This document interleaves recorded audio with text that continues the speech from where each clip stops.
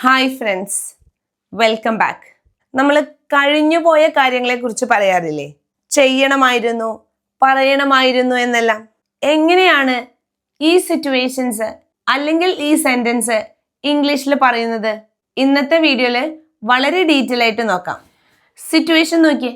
ഞാൻ പറയാം, നീ ആ മരുന്ന് കഴിക്കേണ്ടതായിരുന്നു. നീ ആ മരുന്ന് കഴിക്കേണ്ടതായിരുന്നു. എങ്ങനെ പറയാം? യു കഴിക്കേണ്ടതായിരുന്നു, ചെയ്യേണ്ടതായിരുന്നു. അതിനെല്ലാം നമ്മൾ യൂസ് ചെയ്യുന്നത് ഷുഡ് ഹാവ് ആണ്. നോക്കിയേ, you should have taken that medicine. You should have taken that medicine. നീ ആ മരുന്ന് കഴിക്കേണ്ടതായിരുന്നു. You should have taken that medicine. ഇവിടെ ശ്രദ്ധിക്കേണ്ട കാര്യം, ഈ ഷുഡ് ഹാവിന് ശേഷം വരുന്ന വേർബ് എപ്പോഴും V3-യിലായിരിക്കും. V3 എന്താണെന്ന് അറിയാമെന്ന് വിചാരിക്കുന്നു. അറിയാത്തവർക്കായി ഞാൻ ഒന്നുകൂടി പറയാം. വേർബിന്റെ മൂന്നാമത്തെ രൂപം പാസ്റ്റ് പാർട്ടിസിപ്പിൾ, അതാണ് V3. അപ്പോൾ ഷുഡ് ഹാവിന് ശേഷം എഴുതുന്ന വെർബ് എന്തായിരിക്കണം? V3-യിലായിരിക്കണം. ഇവിടെ take, took, taken. U should have taken that medicine. നീ ആ മരുന്ന് കഴിക്കേണ്ടതായിരുന്നു. ആ പെർട്ടിക്കുലർ സിറ്റുവേഷനിൽ നീ അങ്ങനെ ചെയ്യേണ്ടതായിരുന്നു. അടുത്ത സെന്റൻസ് നോക്കാം. റെയിനി സീസൺ ആണ്. പുറത്തേക്ക് പോയപ്പോൾ കൂടെ ഒന്നും എടുക്കാതെയാണ് പോയത്. തിരിച്ച് നനഞ്ഞാണ് വന്നത്. അപ്പൊ നമ്മൾ എന്താ പറയാ? നീ ഒരു കുട എടുക്കേണ്ടതായിരുന്നു. നീ ഒരു കുട എടുക്കേണ്ടതായിരുന്നു. അതായത് ഒരു പെർട്ടിക്കുലർ സിറ്റുവേഷനിൽ അങ്ങനെ ചെയ്യണമായിരുന്നു, എന്നാൽ ആ സിറ്റുവേഷനിൽ അത് ചെയ്തില്ല. പിന്നീടാണ് നമ്മൾ എന്ത് പറയുന്നത്? നീ അങ്ങനെ ചെയ്യണമായിരുന്നു. അപ്പോൾ നീ ഒരു കുട എടുക്കേണ്ടതായിരുന്നു. എങ്ങനെ പറയാം? യു ഷുഡ് ഹാവ്,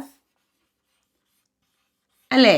ഇനി ഷുഡ് ഹാവിന് ശേഷം വരുന്ന വെർബ് V3-യിലാണ്. എടുക്കേണ്ടതായിരുന്നു. You should have taken an umbrella.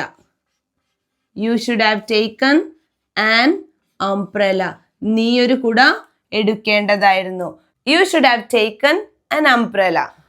അവൾ വേണ്ടത്ര റെസ്റ്റ് എടുക്കേണ്ടതായിരുന്നു. ഇപ്പൊ അവൾക്ക് തീരെ വയ്യ. ആ സമയത്ത് വേണ്ടതുപോലെ റെസ്റ്റ് എടുക്കാഞ്ഞത് കൊണ്ടാണ് ഇപ്പൊ തീരെ വയ്യാതായത്. അപ്പൊ എങ്ങനെയാണ് പറയുന്നത്? അവൾ വേണ്ടത്ര റെസ്റ്റ് എടുക്കേണ്ടതായിരുന്നു. She should have taken proper rest. She should have taken proper rest. ആ സമയത്ത് വേണ്ടത്ര rest എടുക്കേണ്ടതായിരുന്നു. She should have taken proper rest. അല്ലെ? ശരിയായ രീതിയിലുള്ള റെസ്റ്റ് എടുക്കേണ്ടതായിരുന്നു. ഇപ്പൊ പറഞ്ഞ സെന്റൻസിലെ വേർബ് എല്ലാം ടേക്ക് വെച്ചാണ് നമ്മൾ പറഞ്ഞത്. അങ്ങനെ നിർബന്ധമില്ല, ഏത് വേർബ് വേണമെങ്കിലും ആവാം. വേർബിന്റെ മൂന്നാമത്തെ രൂപം എഴുതണമെന്ന് മാത്രം. ഈ സെന്റൻസ് നോക്കിയേ. നീ എക്സാമിന് കൂടുതൽ കഷ്ടപ്പെട്ട് പഠിക്കേണ്ടതായിരുന്നു, അല്ലെ? ബുദ്ധിമുട്ടി പഠിക്കേണ്ടതായിരുന്നു. നീ ആ സമയത്ത് വേണ്ടത്ര രീതിയിൽ പഠിച്ചില്ല, അതുകൊണ്ടാണ് ഇപ്പൊ റിസൾട്ട് മോശമായത്. അപ്പൊ നമ്മൾ പറയുന്നത് നീ നന്നായി പഠിക്കേണ്ടതായിരുന്നു, അല്ലെങ്കിൽ കഷ്ടപ്പെട്ട് പഠിക്കേണ്ടതായിരുന്നു. എങ്ങനെ പറയാം? യു ഷുഡ് ഹാവ് സ്റ്റഡീഡ്, അല്ലെ? സ്റ്റഡി എന്നതിന്റെ V3-യും V2-യും ഒക്കെ എന്ത് തന്നെയാണ്? സ്റ്റഡീഡ് ആണ്. You should have studied harder for the exam. Harder for the exam. അപ്പൊ കുറച്ചുകൂടി നന്നായിട്ട് പഠിക്കേണ്ടതായിരുന്നു. You should have studied harder for the exam. കഷ്ടപ്പെട്ട്, ഒന്നുകൂടി കഷ്ടപ്പെട്ട് പഠിക്കേണ്ടതായിരുന്നു എന്നൊക്കെ നമ്മൾ പറയാറില്ലേ? ആ ഒരു അർത്ഥത്തിൽ U should have studied harder for the exam. അവൻ നേരത്തെ ഉറങ്ങേണ്ടതായിരുന്നു.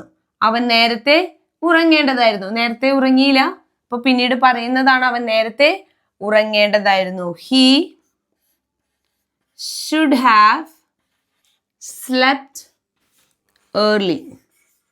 നേരത്തെ, അല്ലെ? He should have slept early. അപ്പൊ അവൻ നേരത്തെ ഉറങ്ങേണ്ടതായിരുന്നു.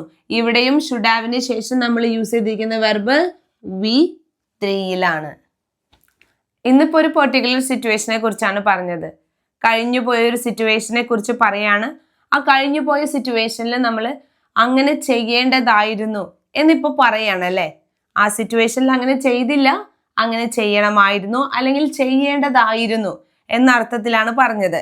അതിന് നമ്മൾ യൂസ് ചെയ്തത് should have ആണ്. should haveന് ശേഷം നമ്മൾ യൂസ് ചെയ്യുന്ന വെർബ് V3യിലായിരിക്കും. ഇനി സബ്ജക്റ്റ് സിംഗുലർ ആയാലും പ്ലൂറൽ ആയാലും should have പ്ലസ് V3 തന്നെയാണ്. വളരെ എളുപ്പത്തിൽ മനസ്സിലാക്കാവുന്ന ഒരു ടോപ്പിക്കാണ്. ക്ലിയർ ആയെന്ന് കരുതുന്നു. Thank you.